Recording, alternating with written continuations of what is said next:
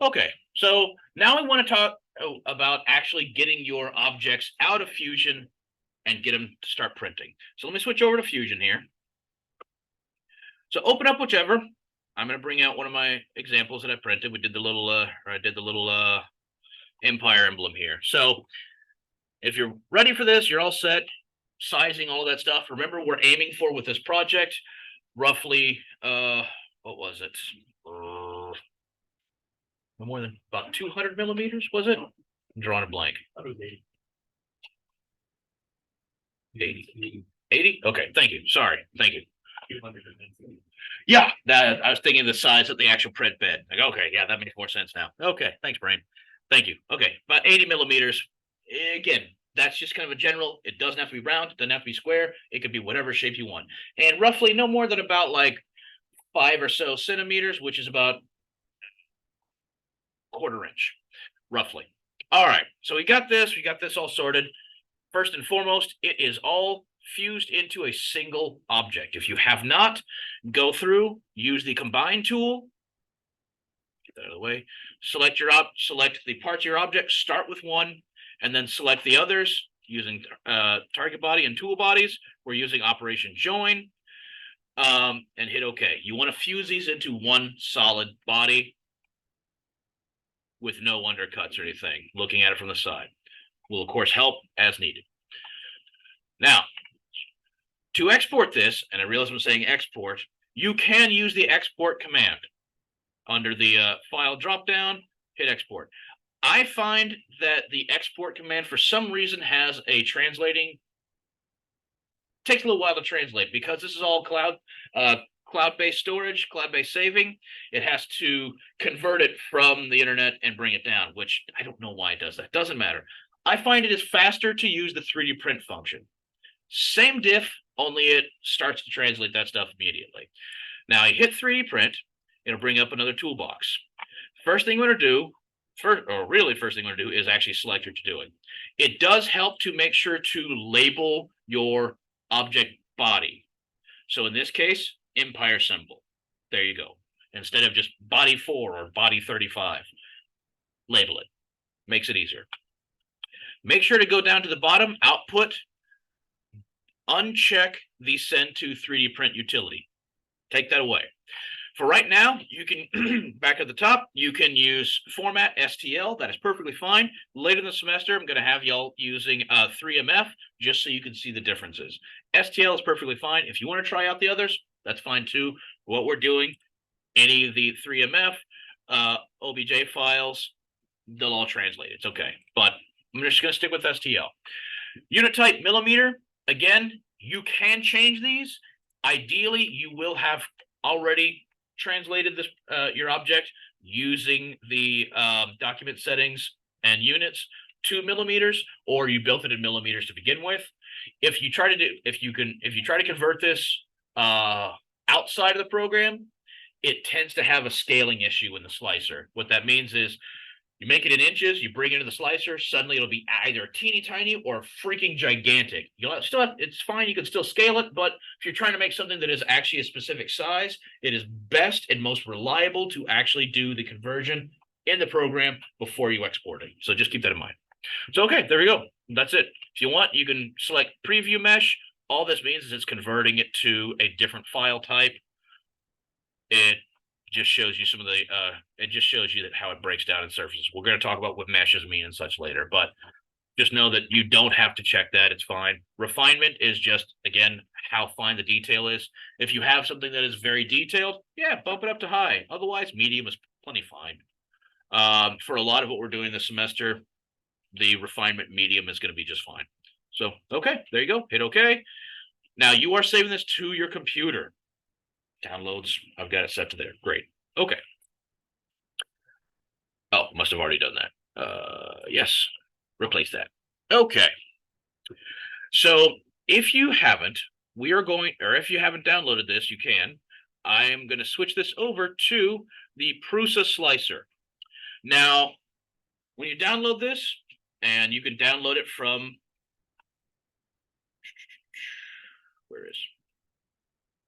just go to prusa3d.com and you can download the slicer to your own computer. It will have tabs for if you're running Windows, Macs, or Linux like a monster.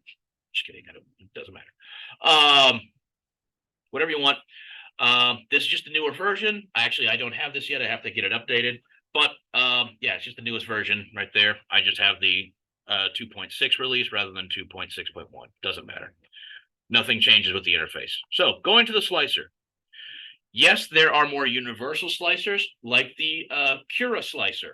We will talk about that later, but for right now, we're going to use the dedicated one that is for the PRUSA printers. So when you download that, you'll have to make some selections to make sure you are checking what kind of printer you have. Don't just install it as it is. Main thing you want to do is make certain you are checking the box that says PRUSA Mark III or Mark III's. I will explain that in a different video. But that's the main thing. First thing is drop in your object. Now you can either open a project or you can just drag and drop the object from the window. Oops. Where is the no. Ah, good lord. Where is it? Come on. Where's the object? All right, whatever. I'm just going to drag and drop it. There we go. Drops it on.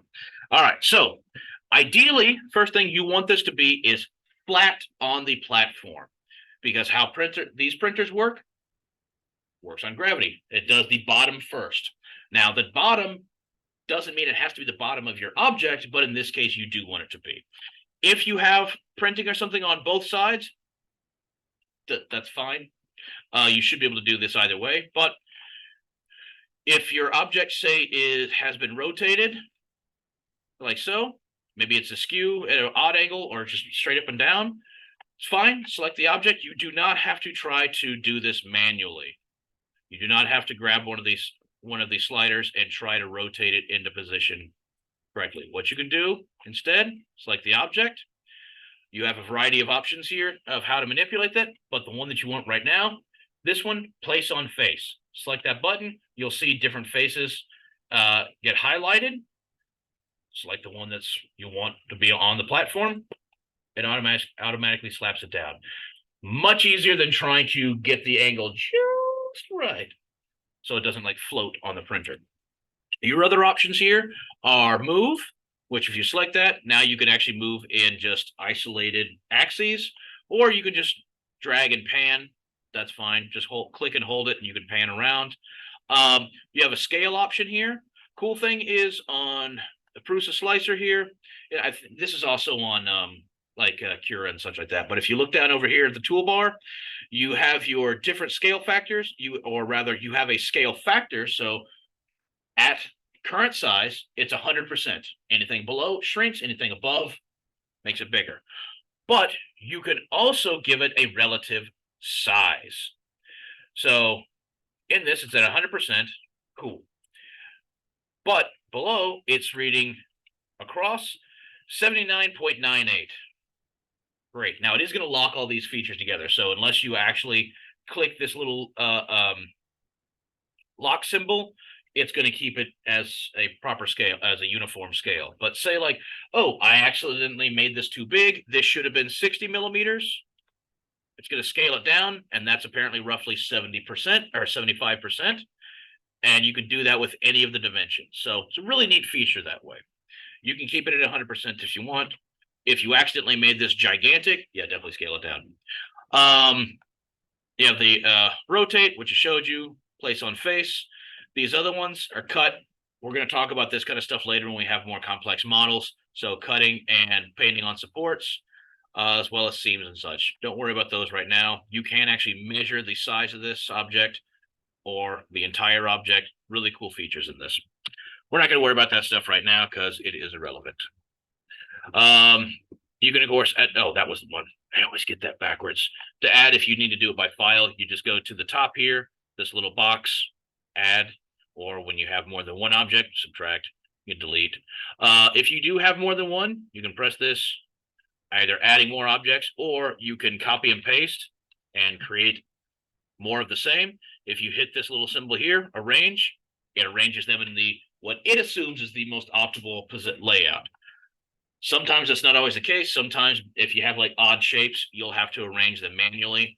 But if you just drag, if you click and drag, it's only panning it on the XY axis. It's not moving it on the Z axis. So you're still on the build plate. But I don't want all those. I just want one of these. So hitting the arrange puts it right back in the middle. Okay. So you have your print settings. Print settings first are in a slicer, in the slicer case, these 0.3, 0.2, 0.15, all that, that's the increments that each layer moves, or rather, that's the increments that the Z-axis will move upwards and print the next layer.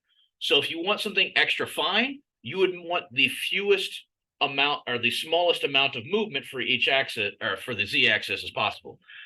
That said, again, for what we're printing, the 0.2 millimeters is perfectly fine, because ultimately the extruder size, the nozzles on these are 0.4 millimeters, which I know sounds like just, all right, yeah, gobbledygook, whatever numbers.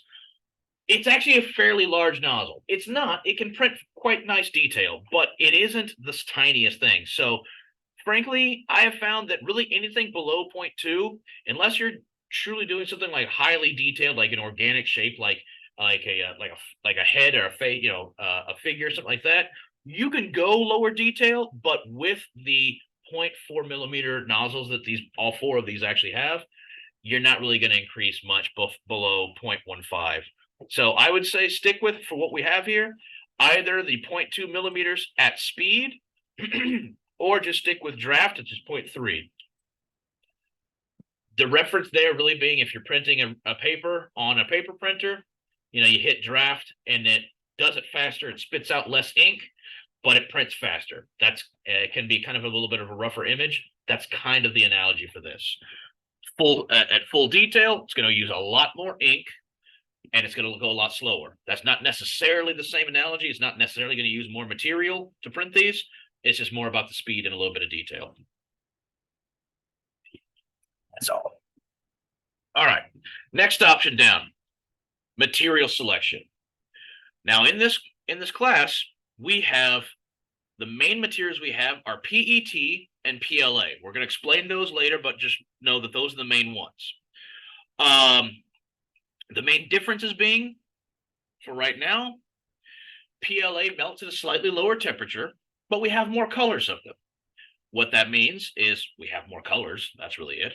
And it printing at a slightly lower temperature means it can bond, or it can move a little bit faster. You can get a little bit higher detail, but it's not as strong of a material. The other one, PETG, which is just a variation on PET, prints at slightly higher temperature, and we have fewer colors of it. So again, we have fewer color options, but it printing at a slightly higher temperature, it's a little bit stronger. Yes, chemically they're different, and there's different features of that. We're going to explain that stuff later, but just for now, the main difference is, one, you got more color options. The other, you don't. Those color options are different. The colors we have for PLA, we have a variety of colors. Some of the ones we have for PET are translucent. They're not clear, but they're translucent. So kind of like gummy bear, or kind of like gummy bear translucency. They're neat colors, candy colors. I could have said candy. There you go. And again, make sure you actually have the correct printer selected. If you don't have, you can always go back and add. You can make adjustments later. The last thing I want to talk about here is infill. Now, infill is how your print is filled up. FDM type printers technically print a shell. The details are all on the surface. What supports that surface is the infill. Think of like when you're looking at a building being, sorry, not a building being constructed. That's the other part. Think of if you've ever seen like a cross section of a bone, kind of like let's talk about for AI generated object, or not objects, but generated design. Your infill is basically, if you have your object and it's, I don't know, let's just say it's kind of like a house shape. It's printing the walls, through a variety of layers. But, and this is just more of a cross section, but the infill is what's supporting it on the inside. And there's a variety of different pattern selections, and I'll show you how to choose those. But essentially, just think of it in terms of there are ways you can choose things that are either the shape of like squares. So each one, square, square, square. Oops, that's not a square, that's a gibberish line. There are wavy lines that interconnect. There are three-dimensional triangles, so it creates a triangle, and as it builds upwards, it actually creates stacked pyramids inside. The infill percentage is how dense that is. So if it's less, like 0, 0 is hollow. You are completely hollow. Sorry, your print is, not you. 100%, it's a solid block. Do not print at 100%. For what we're doing, I would recommend anywhere between 10 and 20%. Anything more dense, over 20%, is just unnecessary. Frankly, 10% is perfectly fine. And you'll see what I mean when I go to slice this, because it'll generate stuff. It'll generate the design. So I'm just going to go with the default 20%. That's fine. You make that selection, you're good to go. Bottom right-hand corner, slice now. It's going to generate, it's called G code. It's a programming language. It's more of the actual programming commands to make the parts move. That's all there is to them. So hit slice now. It's going to generate, changes colors. Now you have a legend for what everything means. Now, it looks all kinds of wonky and kind of weird lines. Let me zoom in. What that is referencing, it is actually showing you the actual extruded lines of the object. So the reason it looks like it's all kind of strange with all these squiggly lines, that is showing you the actual path of extruding the material and what it technically will look like when printed. Not exactly, but technically. One of the things you could do is, if you're curious about how like the infill looks and anything like that, there's a slider on the right hand of the interface here. Grab this little arrow and drag it downward, and you can see the layers disappearing. And as they disappear, you can see the webbing exposed inside. So the default is grid. It looks like a waffle inside. I find that while any of these are plenty strong, I'm going to show you the one that I like to use. But what you can also gain by changing the infill types and percent is speed. Meaning that you can, even though this is technically set, the print setting at 0.2 millimeters speed, it's still going to take 1 hour and 34 minutes to print this object. It's not bad as printing goes. But I can try to reduce that. One, I can reduce the percentage of the infill. Let's bring that down to 10%. Hit slice again. Don't worry about it doing weird things in the meantime. All right. Now, normal mode, 1 hour and 25 minutes. So I saved. So by reducing the percentage, I saved 20 minutes or 10 minutes. All right, that's not that big a deal. One of the other things you could do, and don't worry, you don't have to do this, but just if you're curious, you can go to print settings and select infill. This is going to show you where the same things, 10% is the same thing, 10%. That's where it means. Good thing also about this program, like Fusion, if you mouse over something, it's going to give you a quick little explanation. The next one down is your fill pattern. So this is the actual pattern of how it gets infilled. So you can see what I meant by there's a lot of different options. The one I like best is gyroid. That's probably not pronounced correctly, but I've never heard it pronounced, so we'll go with that. Now, when I go back to the plater, slice now. Crap, it went back up. All right, so that's one of those few times it actually adds time back. That's kind of surprising. It's probably just because of all the hard edges on this. But when I slice back through, you can see the different pattern. It's more of an interconnected three-dimensional squiggly web. The reason I like using this one is when it's creating like squares, the machine has to make all four all four sides, and there's stops in between. Gyroid, it's a swirling pattern that shifts as it moves up layers, so it doesn't have to make as many stops. In this case, apparently, doesn't matter. So I guess leaving it as rectilinear, I think it was, or just grid, I forget which one. was perfectly fine, but you can play with those settings to try to reduce the time, but you're going to get that way anyhow. So when you're all set, either way, go to hit export. And when you export this, it's going to give the title of the name of the file. It's going to tell you the thickness you have set it to, so 0.2. It's going to tell you the material, PLA, what printer it's for, and its estimated time in the file type. So it's a great way to keep track of what your files are. So if you have two different versions, say, I want to print one of these in PLA and one of these in PET, it will automatically keep the file separate for you, so you don't have to worry about accidentally selecting the wrong one unless you just accidentally select the wrong one. Okay, so with this, you would take your file over to the printer, and to do that, I thought I had one over here. 1 second.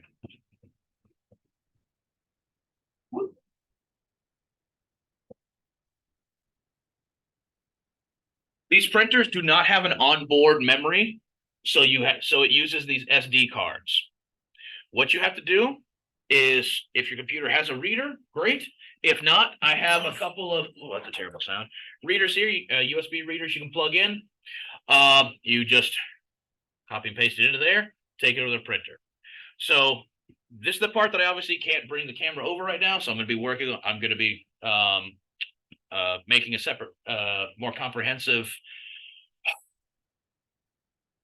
video. There we are. Sorry. So you can actually see this part, this next part, but ultimately you're going to be prompted to do stuff. So really the main thing is just make sure you have the correct material loaded for the file you want.